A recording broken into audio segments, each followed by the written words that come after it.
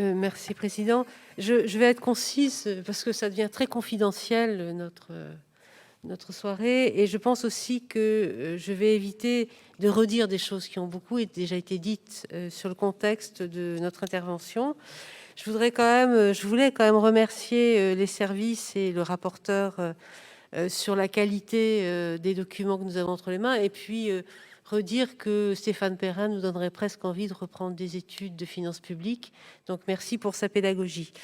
Constater que prospecter et piloter des politiques est toujours complexe, mais que la période est particulièrement périlleuse, mais que si certains parlent de brouillard ou de tempête, moi je pense qu'on peut avoir les deux en même temps d'ailleurs, de la tempête dans le brouillard, ce qui est essentiel, je pense, dans ces orientations, c'est de constater qu'on garde le cap, qu'on l'adapte, qu'on va devoir l'ajuster, qu'on repère des signaux faibles, mais qu'on ne perd pas le fil de nos ambitions. Et ça renvoie aussi au débat qu'on avait avec Anne Gallo sur continuer ou pas la stratégie dans des périodes comme celle-là.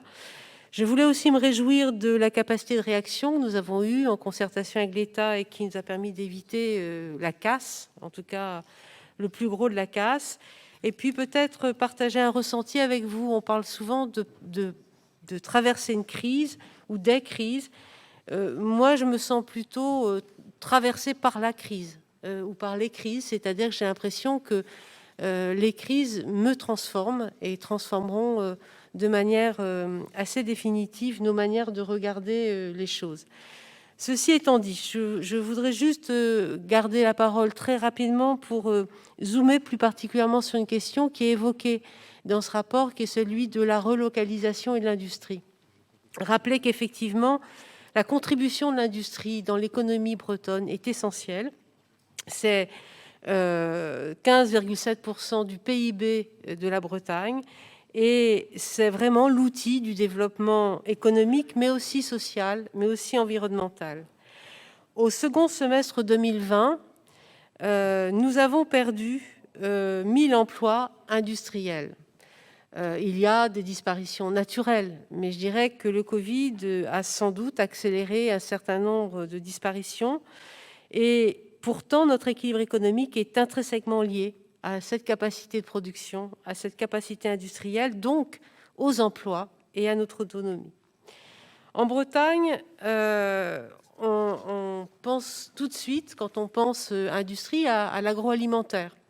L'agroalimentaire est impacté par un certain nombre d'éléments de la crise ou des crises, mais c'est surtout la question de l'environnement et surtout le changement sociétal et de rapports et de relations, puisque agroalimentaire et agriculture sont toujours liés dans leur destin, mais aussi dans le ressenti des populations. De ce côté-là, il n'y a pas eu de souffrance particulière dans la période du Covid, mais on sait que ce modèle agricole et agroalimentaire aura particulièrement besoin d'être accompagné dans ces transformations et que l'argent de l'Europe, l'argent de l'État, l'argent des régions devront être là pour commencer ou continuer plutôt des transformations qui ont déjà bien démarré pour un certain nombre de secteurs. Par contre, je pense que d'autres secteurs ont souffert ou en tout cas ont révélé des souffrances particulières dans la période Covid. Et je pense par exemple aux productions informatiques, électroniques et optiques qui représentent près de 2% des établissements bretons, ou des entreprises d'électricité électronique qui représentent à eux seuls 10 000 emplois en Bretagne. Souvent, ce sont des PME et des TPE, souvent qui sont sous-traitantes de premier ou deuxième rang d'entreprises plus importantes et qui sont réparties sur l'ensemble des territoires bretons. Elles sont vraiment impactées par les difficultés durables de leurs donneurs d'ordre. Je pense à l'aéronautique particulièrement et un peu à l'automobile. Elles doivent donc de manière accélérée diversifier leurs clients, leur production. Il est vrai qu'elles sont déjà engagées dans des démarches restructurantes, je pense à la RSE, et elles savent qu'elles doivent viser en même temps l'efficience industrielle, l'efficience sociale et l'efficience environnementale. Elles le font souvent avec pas mal de réussite, mais je pense que là, elles ont un autre enjeu qui est celui, rapidement appelé, celui de la relocalisation. Et je pense que quand on parle de relocalisation, on se trompe quelquefois en pensant qu'il s'agit de faire revenir des choses qui se font ailleurs. Je pense qu'on ne relocalisera pas, on localisera ou on développera de manière différente d'autres produits. Et c'est de cela dont je voudrais que nous puissions être conscients et surtout très vigilants dans la période qui vient. Elles sont déjà pour la plupart en train de réfléchir à la relocalisation de leur propre site de production, mais surtout la relocalisation de leurs fournisseurs.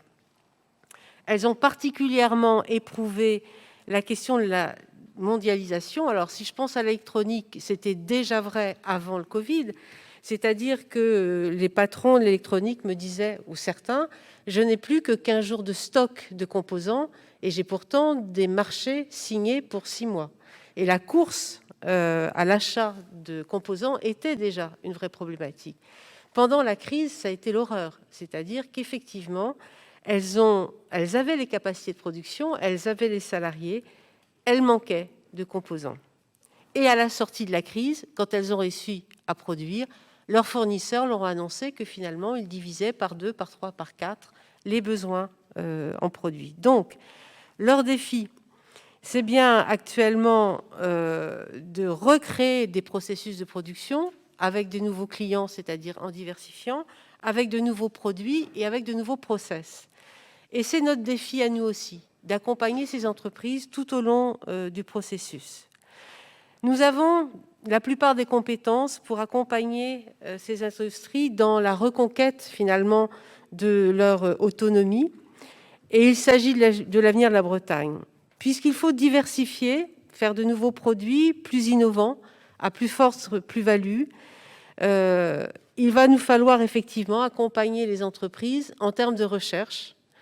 Il faut de la recherche si on veut créer ces nouveaux produits à plus-value. Il faut accompagner en termes d'innovation. Elles ont besoin de pouvoir investir et de pouvoir prendre le temps de l'innovation. Il faut les accompagner en termes de formation et en termes d'investissement. La formation initiale continue, l'apprentissage seront particulièrement sollicités, que ce soit pour des jeunes, des adultes salariés ou des demandeurs d'emploi. Ça participera à la relance de ces entreprises. Il nous faut des chercheurs et des chercheuses, il nous faut des ingénieurs, il nous faut des techniciens, des techniciennes, et il nous faut des ouvriers et des ouvrières qualifiés dans l'ensemble des territoires bretons. Les compétences sont plus que jamais la ressource stratégique sans laquelle aucune économie ne peut plus se développer. En termes de méthode, ça va nous demander de travailler de manière transversale et globale. On ne peut pas, effectivement, réfléchir formation, réfléchir innovation, réfléchir recherche et réfléchir investissement. Il va nous falloir, effectivement, avoir une méthode qui nous permette d'accompagner ces entreprises dans quelque chose qu'on appellera, je ne sais pas, un plan, quelque chose qui permet, effectivement, de parler de la relocalisation comme d'une question et d'un concept global. Ça veut dire solliciter l'ensemble de nos politiques régionales et celles de nos partenaires. Ça veut dire savoir travailler avec des filières industrielles et les industriels eux-mêmes, et ça au plus près des territoires. Ça veut dire intégrer les enjeux environnementaux et les enjeux d'environnement du territoire dans cet accompagnement, et puis plus globalement de savoir collaborer avec l'ensemble des partenaires, et je pense particulièrement à l'État et aux EPCI, qui seront nos partenaires naturels sur cette reconquête. J'arrête là, je suis un peu longue. Excusez-moi en tout cas pour dire que l'industrie doit être un de nos sujets particuliers et qu'on doit s'y consacrer dans les mois qui viennent. Merci Madame Paton.